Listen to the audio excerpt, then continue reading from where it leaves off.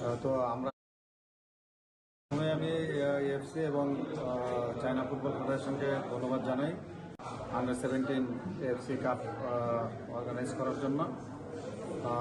আমরা চায়নায় আসছি, এখানে আমরা ছেলেরা খুবই হ্যাপি এবং তারা এক্সাইটেড আন্ডার 17 এএফসি খেলার জন্য। এখানে সবাই ভালো টিম। চায়না এবং বাহরাইন তাদের স্ট্রং ফুটবল স্ট্রাকচার আছে। আমরা এখানে আর বাকি যারা আছে তারাও হলো তিমুর লেস্তে, ব্রুনাই এবং শ্রীলঙ্কা, তারাও ইমপ্রুভিং র্যাপিডলি। তো আমরা আমাদের নিজেদেরকে ফোকাস করবো, আমাদের গেম প্ল্যানে আমরা থাকবো এবং আমরা ম্যাচ বাই ম্যাচ আমরা ধারাবাহিকভাবে ভালো খেলার চেষ্টা করবো এবং আমরা কোয়ালিফাই করার জন্য এখানে আসছি।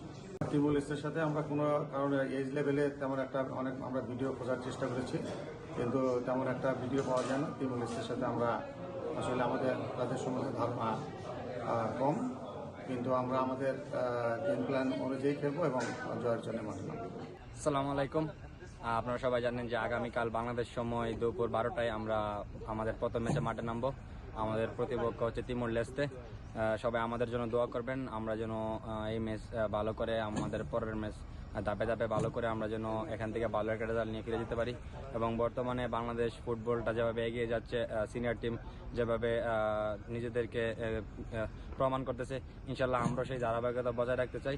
ইনশাল্লাহ আমরা এখানে প্রথম ম্যাচটা জয় দিয়ে শুরু করবো। ইনশাল্লাহ এখান থেকে ভালো একটা রেজাল্ট নিয়ে দেশে ফিরবো। সবাই আমাদের জন্য দোয়া করবেন।